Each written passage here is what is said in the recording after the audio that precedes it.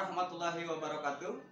Yang terhormat Bapak Ibu dosen, guru pamong, serta Bapak Ibu penguji uji kinerja PPG tahun 2024.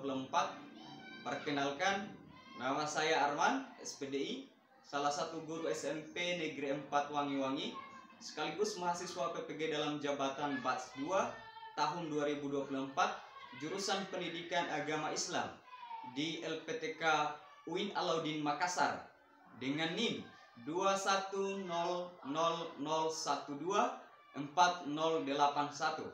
Pada hari ini, Senin 20 Januari 2025, saya akan melaksanakan uji kinerja di SMP Negeri 4 Wangi-Wangi pada kelas 8 dengan materi meyakini Nabi dan Rasul Allah menjadi generasi digital yang berkarakter dengan model pembelajaran PBL. Berikut video praktek pembelajaran saya. Mohon maaf dengan segala kekurangan. Selamat menyaksikan.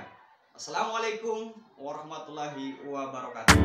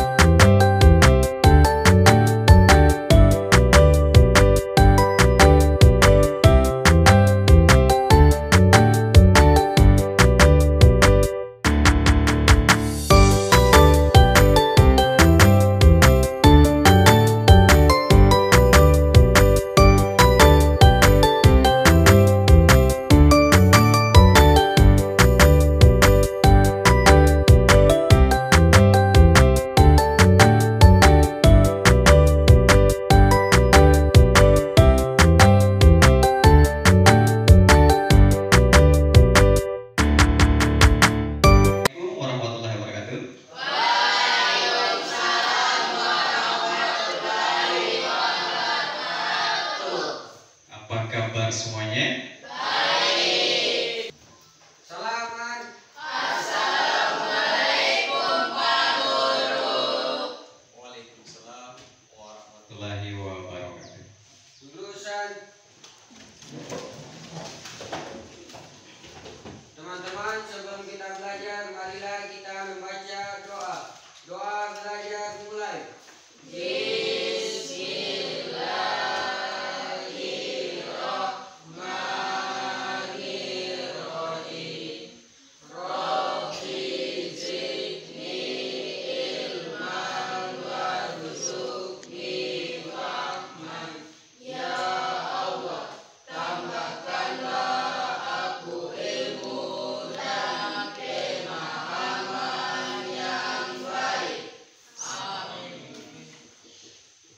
Oke, ada tadi yang tidak hadir ya, satu orang, Iman. Sebelum kita mulai, tentunya Pak Guru ingin memeriksa kesiapan Anda. Apakah betul-betul siap untuk mengikuti kegiatan belajar mengajar pada kesempatan kali ini atau tidak? Untuk itu semuanya diharap berdiri. Semuanya diharap berdiri. Wah, kelihatannya rapi-rapi semua pakaiannya. Tapi masih ada satu orang yang masih memegang tas. Yang satu orangnya diturunkan tasnya. Oke, silahkan dulu. Marilah kita bersama-sama untuk menyanyikan lagu kebangsaan.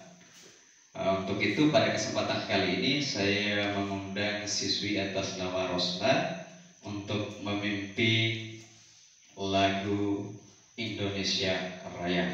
Untuk itu siswi atas nama Rosna silahkan.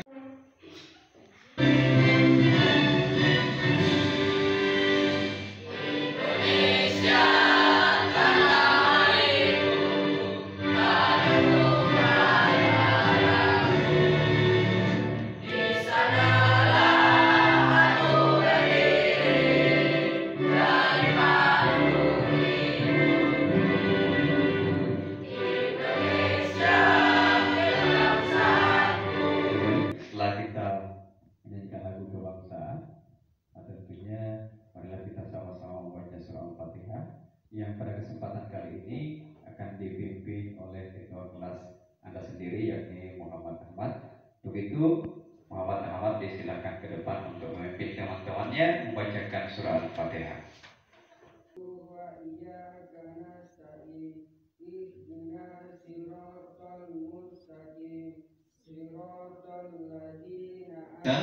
Yang sebelumnya pada pertemuan kemarin itu kita belajar tentang beragama secara modern. Bahkan dalam keseharian kita tidak putus memegang dengan yang namanya teknologi. Nah, teknologi yang kita pegang sekarang ini yang ada dalam genggaman kita yakni handphone. Nah, pada kesempatan kali ini tentu kita akan belajar materi beriman kepada beriman kepada Nabi dan Rasul Allah, menjadi generasi digital yang berkarakter. Sistem itu selalu kita genggam, artinya kita selalu memegang handphone kita. Nah, kenapa Pak Guru sampaikan tadi dari awal penting? Karena handphone itu adalah suatu benda yang bisa menjerumuskan kita dan bisa juga memperbaiki kehidupan kita. Jadi tergantung dari kitanya bagaimana cara kita menggunakan handphone itu sendiri. Apakah kita menggunakannya dengan secara positif atau dengan cara negatif. Untuk itu marilah kita semua belajar tentang bagaimana kita meyakini sifat-sifat Nabi dan Rasul agar kita tanamkan dalam diri kita. Karena sifat dan Nabi, sifat-sifat mulia Nabi itu tentu ada dalam diri kita. Yang pertama yakni sifat wajib, dan yang kedua adalah sifat mustahil, dan yang ketiga adalah sifat jais. Yang dimana sifat jais itu adalah sifat dimana Nabi dan Rasul itu sebagai manusia. Dua tujuan pembelajaran yang tentunya yang diharapkan supaya kita mampu memahaminya. Yang pertama, peserta didik dapat menjelaskan makna iman kepada Nabi dan Rasul Allah Subhanahu wa Ta'ala dengan benar. Ya, mudah-mudahan setelah Anda mengikuti proses belajar mengajar, Anda paham tentang makna iman kepada Nabi dan Rasul itu sendiri. Kemudian tujuan pembelajaran kita yang kedua yakni peserta didik dapat memberikan contoh penyerapan keteladanan terhadap Nabi dan Rasul dalam kehidupan generasi digital dengan benar. Nah, tentunya dalam proses belajar mengajar kali ini, Pak Guru sangat berharap agar nantinya Anda betul-betul menyimak, memahami apa yang disampaikan, dan Anda membaca bukunya supaya penggunaan digitalisasi itu tidak mengarah ke hal-hal yang negatif. Lalu kita menanamkan sifat-sifatnya Nabi dan Rasul. Dari tujuan pembelajaran kita, tentu harapan kita semua kita bisa memahami dan memaknai apa itu sebenarnya meyakini Nabi dan Rasul, agar nantinya dalam kehidupan kita selalu kita tanamkan sifat-sifat baik dari Nabi kita sendiri. Oke, kemudian untuk mengawali pembelajaran kita pada kesempatan kali ini, Pak Guru ingin bertanya nih, jangan sampai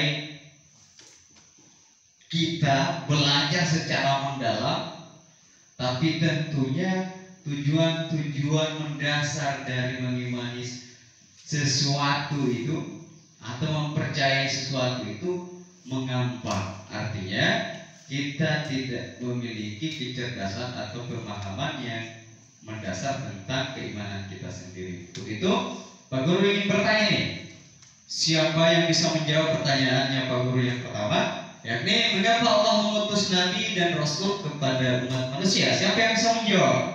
Kayaknya tahu semua ini. Oke, baik, saya berikan kesempatan kepada Intan Salsabila untuk menjawab pertanyaan ini. Oke, apa jawabannya? Ajarannya sehingga manusia bisa mencapai kebahagiaan di dunia dan akhirat. Ya, baiknya, bagus jawabannya. Oke, berikan tepuk tangan untuk Oke, kemudian pertanyaan yang kedua, yakni bagaimana ajaran Nabi Muhammad SAW dapat membantu kita menjadi pribadi yang lebih baik? Siapa yang bisa menjawab? Wah, semuanya juga bisa ini ya. Oke, mantap. Kelas 8 ya. Oke, baik. Turunkan tangannya. Pak Guru berikan kesempatan kepada Fahri untuk menjawab. Menurut Fahri apa itu, Fahri? Ajaran Nabi Muhammad SAW dapat membantu kita menjadi pribadi yang lebih baik karena ajaran tersebut mengajarkan kebaikan, kejujuran, dan keadilan. Iya, tepuk tangan buat Fahri. Pintar-pintar ya. Oke, nah sekarang Pak Guru ingin sedikit memberikan pengetahuan. Iman kepada Nabi dan Rasul adalah keyakinan yang teguh dalam hati bahwa Allah Subhanahu wa taala telah mengutus Nabi dan Rasul untuk menyampaikan wahyu, membimbing umat manusia menuju jalan yang benar serta memberikan teladan dalam menjalani kehidupan sesuai dengan perintah Allah Subhanahu wa taala. Oke. Jadi Allah Subhanahu wa taala mengutus Nabi yakni dengan tujuan ingin menyelamatkan umat manusia dari jalan yang sesat menuju jalan yang benar. Artinya, dari pengertian iman kepada Nabi dan Rasul kita memiliki kepercayaan atau keyakinan. Jadi, dalam Islam dalam surah Al-Fat itu kita ditegaskan untuk kita mengimani Nabi dan Rasul, percaya akan adanya Nabi dan Rasul. Kenapa kita harus percaya? Karena Nabi dan Rasul itu merupakan utusan yang nyata. Artinya nyata walaupun kita tidak melihat secara langsung, tapi dalam sejarah dibuktikan dengan mukjizat-mukjizat yang diberikan Allah kepada para Nabi dan Rasul yang diutus tadi. Oke. Nah, berapa orang Nabi dan Rasul yang perlu kita imani? Nah, jumlahnya itu ada 25 Nabi dan Rasul. Akan tetapi Nabi dan Rasul itu memiliki perbedaan. Nabi belum tentu Rasul. Sementara Rasul sudah pasti Nabi. Oke. Ada yang tahu perbedaannya? Kalau Nabi itu diberikan wahyu, disampaikan wahyunya, diberikan Allah wahyu kepada Nabi untuk dirinya sendiri. Jadi Nabi itu menerima wahyu tapi tidak disampaikan kepada umatnya. Beda dengan Rasul. Kalau Rasul diberikan wahyu melalui malaikat siapa? Malaikat Jibril. Lalu kemudian wahyu itu ditulis, lalu kemudian disampaikan kepada umatnya, pengikutnya. Itu Rasul. Bedanya ya, kalau Nabi hanya menerima wahyu, tetapi tidak disampaikan kepada umatnya, hanya untuk dia sendiri. Kalau Rasul itu disampaikan kepada. Dari ayat ini surah Al-Ahzab ayat 45 sampai 46 itu tujuan Allah mengutus Nabi dan Rasul itu pada umumnya ada 4 tujuan. Yakni yang pertama sebagai saksi bagi umatnya, artinya sebagai saksi bagi pengikut-pengikutnya. Kemudian yang berikutnya sebagai pembawa kabar gembira. Nah, kalau nggak ada Rasul pasti nggak ada yang tahu apa saja firman Allah, apa saja perintah Allah, akan ada yang tahu. Tidak ada yang akan tahu kalau misalnya nggak ada Rasul. Lalu kemudian tujuan yang ketiga yakni sebagai pemberi peringatan. Jadi barang siapa yang mengingkari ajaran-ajaran yang telah dibawakan oleh Nabi tersebut, maka tentu akan menjadi peringatan baginya. Artinya bagi yang tidak patuh terhadap perintah-perintah Allah. Kemudian yang berikutnya sebagai juru dakwah. Nah, kalau kita mendapatkan kebaikan, lalu kemudian kita mendapatkan wawasan atau keilmuan yang lebih luas, ya tentu kita harus menyampaikannya. Itu tujuan dari dakwah. Dakwah itu dakwah itu tidak mesti harus di masjid dan lain sebagainya. Boleh di dalam kelas kita sampaikan kebenaran. Oke, kemudian yang berikutnya, mukjizat Nabi dan Rasul adalah hal luar biasa yang diberikan oleh Allah Subhanahu wa taala kepada para nabi dan rasulnya sebagai tanda kebenaran risalah yang mereka bawa. Mukjizat ini tidak dapat. Kenapa diberikan mukjizat? Karena untuk membuktikan kepada orang-orang yang tidak mengakui bahwa mereka itu adalah utusan Allah. Jadi misalnya nih, ada mukjizat, salah satu mukjizat yang diberikan Allah kepada Nabi besar kita Muhammad SAW, yang tentunya salah satunya itu dia bisa membelah bulan. Nah, dari situlah para kaum kafir pada saat itu percaya bahwa ada betul seorang anak manusia yang betul-betul diutus oleh Allah untuk meluruskan apa yang telah mereka rasakan pada saat itu, yang tentunya ajaran-ajaran atau yang belum memiliki keyakinan. Kemudian yang berikutnya menunjukkan kekuasaan Allah Subhanahu wa taala kepada umat manusia. Ya seperti tadi ya, contoh lagi misalnya Nabi Ibrahim yang diberikan mukjizat yang tidak dimakan api, diikat lalu kemudian dipanggang, dan disitulah manusia melihat bahwa ternyata ada kekuatan-kekuatan atau mukjizat-mukjizat yang diberikan Allah kepada orang-orang tertentu, yaitu orang-orang yang diutusnya, Nabi dan Rasul ya. Kemudian yang berikutnya mematahkan keraguan kaum kafir dan menjadi bukti yang nyata bagi mereka. Jadi bukti-bukti itu, mukjizat itu tertuang dalam kitab suci kita Al-Quran, di mana mukjizat itu betul-betul digunakan sebagai bentuk untuk mereka agar kaum kafir yang mempertanyakan keabsahan mereka sebagai nabi dan rasul bisa dibuktikan. Nah, oke. Lanjut ya. Kemudian, nah ini dia sifat wajib para rasul. Yang pertama sidik. Sidik artinya benar atau jujur. Dengan kata lain bahwa semua yang disampaikan Rasul itu pasti benar, baik berupa ucapan maupun perbuatan. Jadi seorang Nabi dan Rasul itu tidak pernah bohong. Tidak pernah bohong ya. Walaupun berbohong itu untuk kebaikan. Jadi untuk kaumnya tidak pernah dibohong. Nah, jadi itulah sifat wajib yang tentunya kita harus tanamkan dalam diri kita. Artinya kalau misalnya kita ditanya oleh orang tua kita, teman kita, saudara kita, iya, jawablah dengan apa adanya. Jangan ada apanya gitu. Ya. Jawab dengan sebenar-benarnya. Kemudian amanah. Amanah artinya dapat dipercaya. Orang yang betul-betul dapat dipercaya. Berarti kalau orang yang dapat dipercaya itu berarti orangnya jujur ya? Jujur. Oke, kemudian Rasul dapat dipercaya dalam menyampaikan apa yang diperintahkan dari Allah Subhanahu wa taala kepada umatnya. Penyampaian tersebut persis seperti aslinya tanpa ada penambahan atau pengurangan. Nah, buktinya adalah Al-Qur'an ya.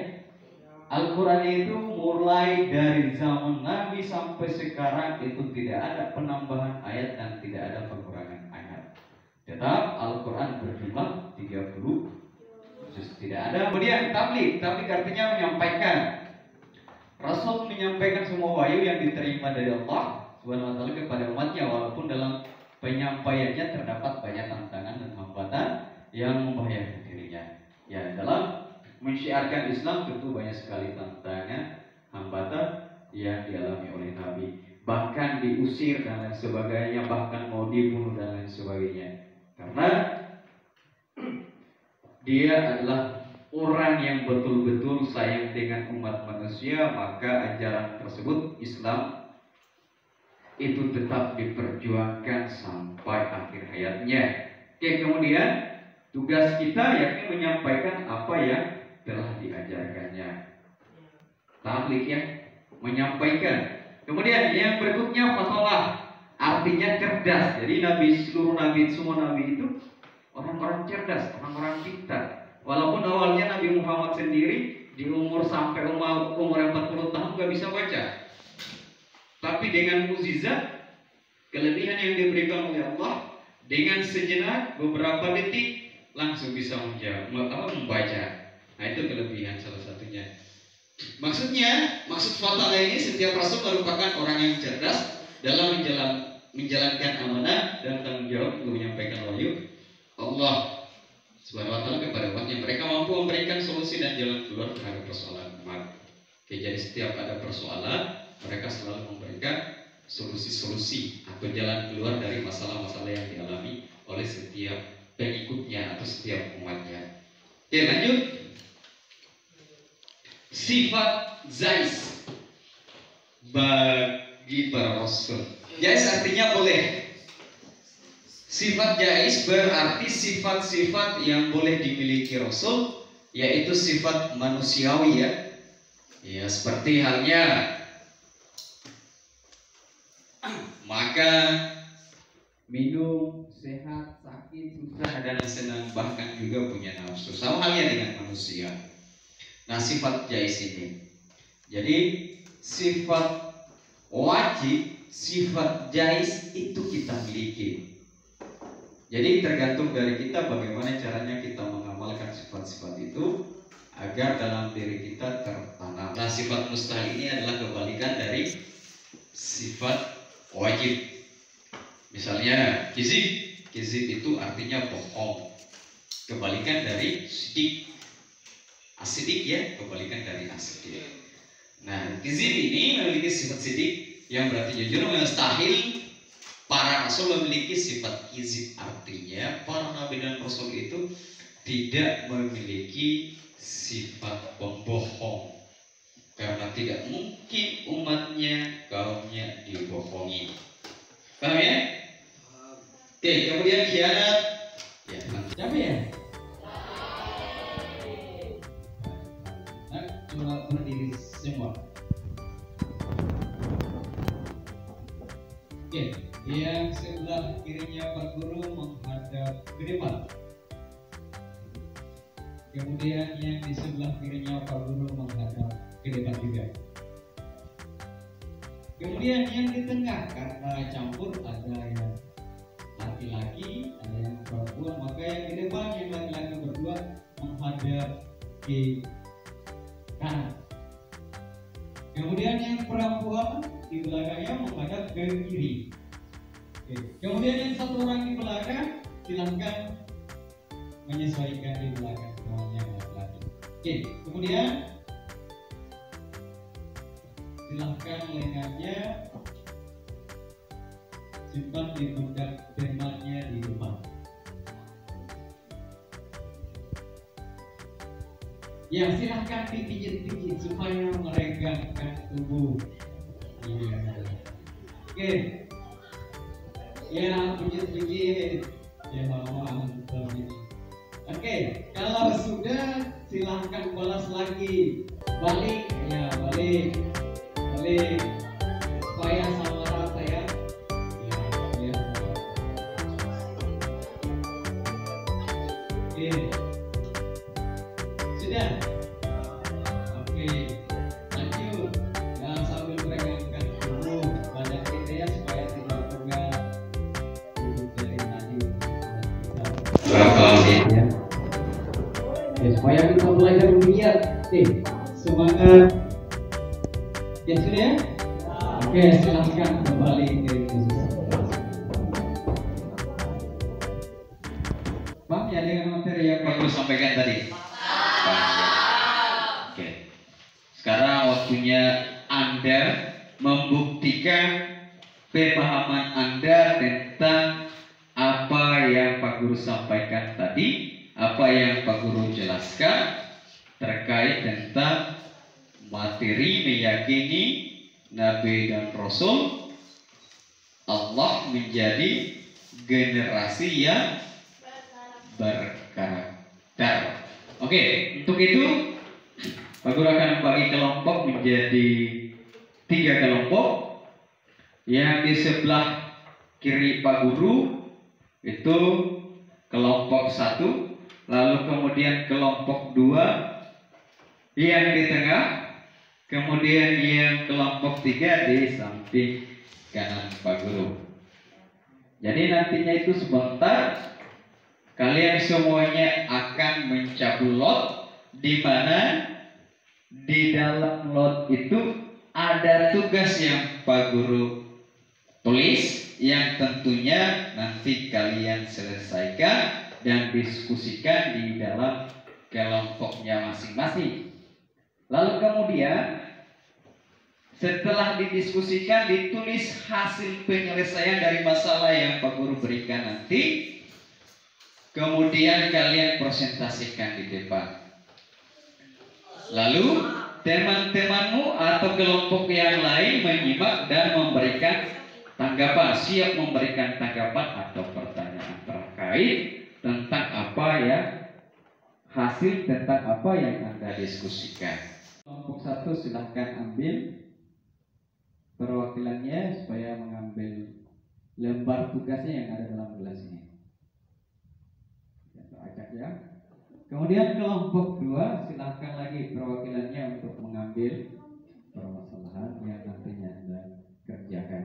Kemudian kelompok 3 ya, kalau tidak ada lagi pilihan tinggal 1 ya. Oke.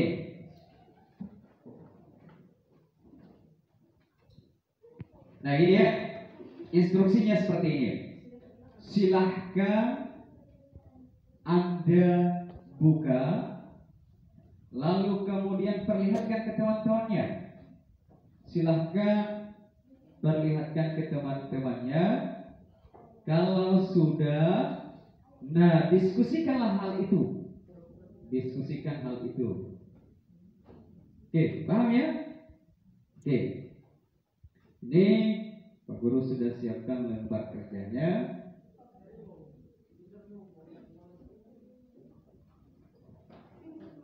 Oke. Nantinya hasil diskusi Anda itu kalian isi dalam kertas HVS ini ya.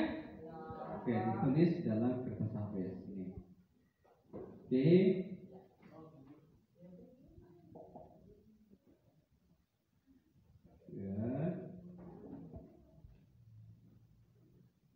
Oke. Sudah dipaham dengan tugasnya ini? Sudah ya? Oke.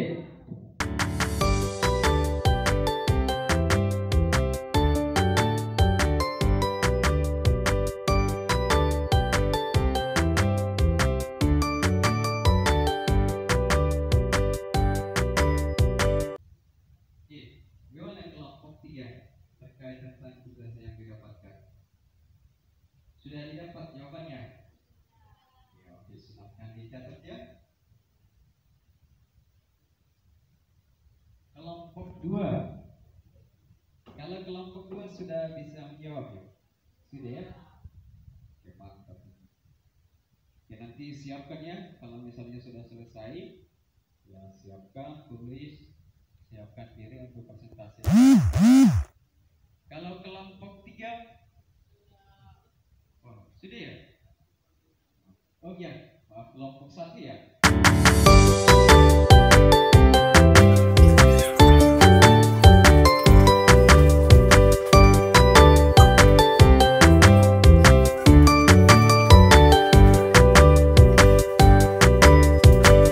Karena sudah selesai diskusinya, untuk itu kesempatan pertama Pak Guru persilahkan buat kelompok 1 untuk mempresentasikan hasil diskusinya. Silahkan ke depan untuk kelompok 1.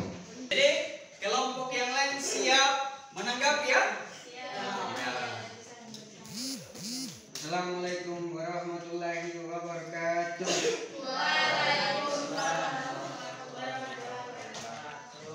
Kami dari kelompok 1 ingin mempresentasikan hasil jawaban dari kelompok kami.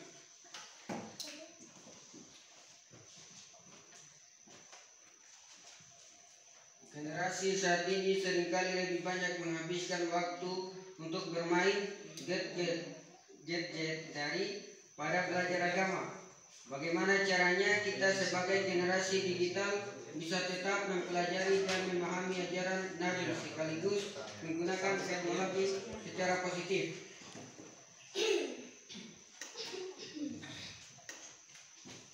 Jawabannya, 1. Memanfaatkan teknologi untuk belajar agama. Akses aplikasi Islami. Gunakan aplikasi seperti Muslim Pro, Ummah atau Quran digital untuk membaca Al-Quran, mempelajari hadis dan mendalami ilmu agama. 2. Mengintegrasi nilai agama dengan aktivitas digital. Membuat atau membagikan konten Islami. Buat konten seperti infografis hadis, kutipan Al-Quran, atau video edukatif yang menginspirasi orang lain untuk mendekatkan diri kepada Allah. 3. Membatasi waktu bermain gadget. Atur jadwal yang seimbang. Tetapkan waktu khusus untuk belajar agama, seperti membaca Al-Quran setelah sholat atau mendengarkan kajian sebelum tidur. 4. Kesan positif yang mencerminkan akhlak mulia Nabi, seperti kejujuran, kasih sayang, dan kepedulian. 5. Belajar kreatif menggunakan teknologi. Karya digital bernilai agama. Kembangkan karya seperti animasi Islami, game edukasi berbasis nilai Islam, atau aplikasi pengingat sholat. Itulah dari jawaban kami. Kalau ada yang ingin bertanya, kami persilakan.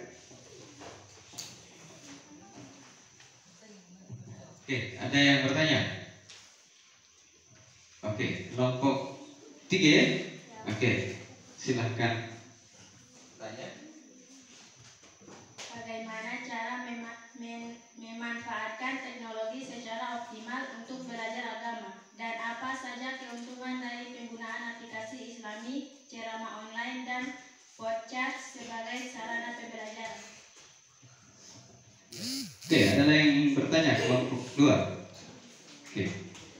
Oke, dijawab ya kelompok 1 ya. Kami akan menjawab pertanyaan dari kelompok 3. Teknologi dapat dimanfaatkan secara optimal untuk belajar agama dengan mengakses aplikasi Islami, menonton ceramah online, dan mendengarkan podcast yang relevan.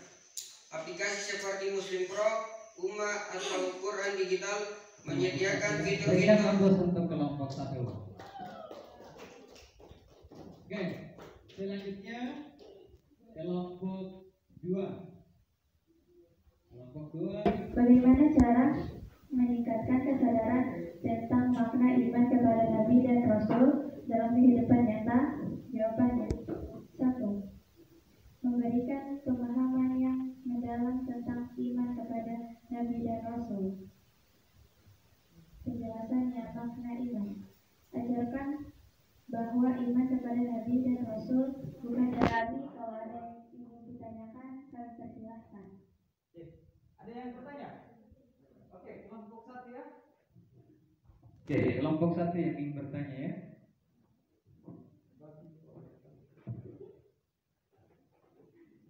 Bagaimana cara memberikan pemahaman yang mendalam tentang iman kepada Nabi dan Rasul agar siswa tidak hanya Yang dijawab kelompok 2. Bisa dijawab ya?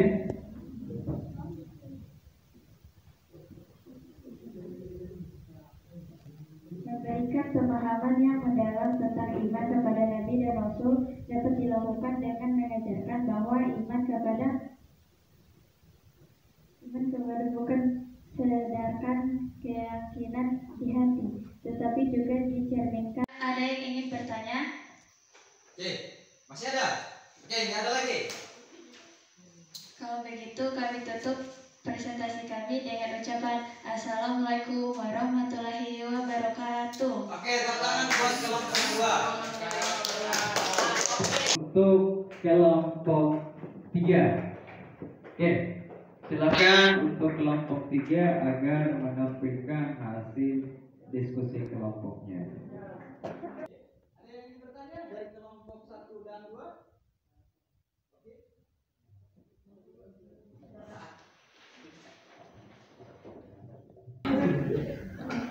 Bagaimana cara meningkatkan literasi digital generasi muda agar mampu memilih informasi yang valid, bermanfaat, dan sesuai dengan nilai agama? Jelaskan dengan contoh konkret.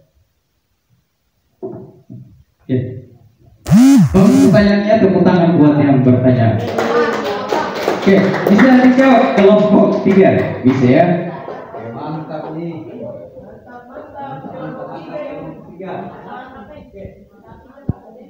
Oke, kita dengarkan jawabannya. Meningkatkan literasi digital generasi muda dapat dilakukan dengan membuat. Jika tidak ada lagi pertanyaan, kami tutup presentasi kami dengan ucapan wabillahi taufik wal hidayah. Wassalamualaikum warahmatullahi wabarakatuh.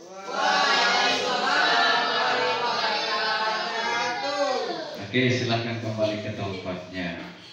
Oke, berikan aplaus untuk kelompok 3. Oke, itulah tadi hasil dari atau apa yang telah dilakukan oleh Nabi kita, maka semua itu harus kita jadikan panutan. Oke, dari hasil pelajaran kita, siapa yang bisa memberikan simpulan? Oke, yang bagi kelompok 1 tadi, kira-kira apa yang bisa dipetik dari hasil diskusinya tadi? Bisa ya? Bisa di oke. Kesimpulan dari hikmah beriman kepada Rasul Allah Subhanahu wa taala dengan mengintegrasikan nilai-nilai agama dalam penggunaan teknologi, kita dapat Satu manfaat yang didiskusikan oleh kelompok 1 tadi, yakni terkait tentang penggunaan gadget atau penggunaan handphone, yang dimana apabila kita salah menggunakan handphone tersebut, tentu kita akan terjerumus ke dalam hal yang tidak baik. Untuk itu gadget atau handphone yang kita pegang dalam keseharian kita itu kita manfaatkan semaksimal mungkin untuk melakukan kebaikan, mencari ilmu, dan mencari motivasi-motivasi agar nantinya ke depan kita terhindar dari yang namanya dosa. Yang tentunya secara tidak langsung setiap perbuatan baik kita itu bernilai pahala, baik di dunia nyata maupun di dunia digital atau dunia media-media sosial.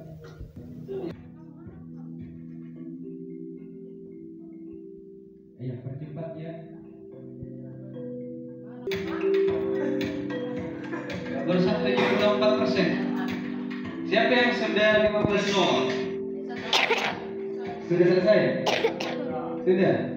Ini sudah? Tidak bisa masuk? Ini sudah? Oke, siapa yang luar biasa ya.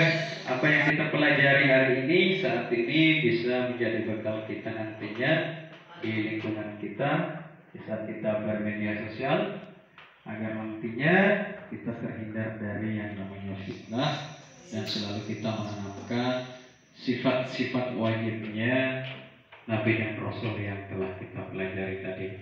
Oke, untuk masing-masing kelompok dalam mempresentasikan hasil diskusi kelompoknya itu sangat luar biasa. Masing-masing sudah bisa mempresentasikan dengan baik hasil diskusinya.